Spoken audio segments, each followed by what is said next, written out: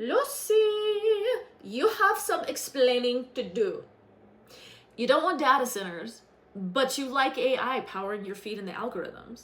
You don't want data centers, but you like your search being accurate and efficient. You don't want data centers, but you want your life to be easier. You want it to be more efficient. You want it to be faster. You want data. Okay, here's the thing. No one woke up this morning and said, I want a massive data center in my backyard. You want instant answers. You want generated images. You want automated workflows. You want better algorithms. You want more information. You want to be able to Google search things quicker. Every single one of those outputs requires infrastructure. And when it comes to AI, one of the largest infrastructure build outs since electrification. Don't mishear me. I'm not saying just build, baby, build. I am saying let's do it responsibly. Goldman Sachs actually calls these deeply physical edifices. Millions of processors, hundreds of thousands of kilometers of cabling, industrial cooling systems, power demands that rival, yes, mid-sized countries. No one is arguing that. Where there seems to be a disconnect is behind every AI query or every instant answer you get is a physical edifice.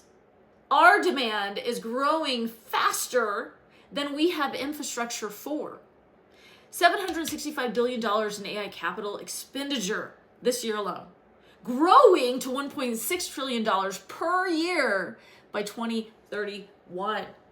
$4 to $8 trillion total over the next 5 years. Google is processing like 3.2 quadrillion tokens per month, growing 7 times year over year. GPU supply, so very constrained. 5 of the largest companies now cannot fully supply themselves. OpenAI signed a $300 billion infrastructure deal with Oracle because Microsoft alone could not provide enough compute for them. OpenAI, they partnered with Google Cloud, its direct competitor, to run ChatGPT workloads. Meta, oh my goodness, aren't you on here? A company that builds its own massive GPU cluster signed a $10 billion deal with Google over 6 years for additional AI capacity. Apple spends roughly $7 billion per year renting cloud infrastructure from Amazon and Google. Trillion-dollar companies are renting compute from competitors because the scale of AI expansion requires parallel infrastructure from multiple providers simultaneously. This is market maturation. The biggest players are diversifying their infrastructure supply chains, cross-investing, building interdependent infrastructure networks, and trying to lock in compute capacity decades ahead of time. OpenAI just launched guaranteed capacity, basically a 1 to 3 year compute commitment for qualified enterprise customers. Get better pricing, priority access during demand spikes, reserved compute capacity. This moves computing from on-demand software to strategic infrastructure. And this is not a new pattern. Let me elaborate. In 1880, electricity became centralized infrastructure.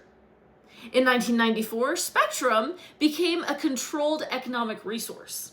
In 2006, AWS opened enterprise compute to almost everyone. But about 2020, Amazon, Microsoft, and Google controlled roughly about 65% of the global cloud infrastructure market.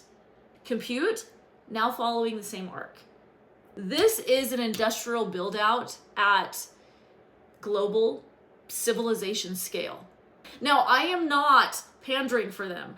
I am just saying how strategically important physical infrastructure has become.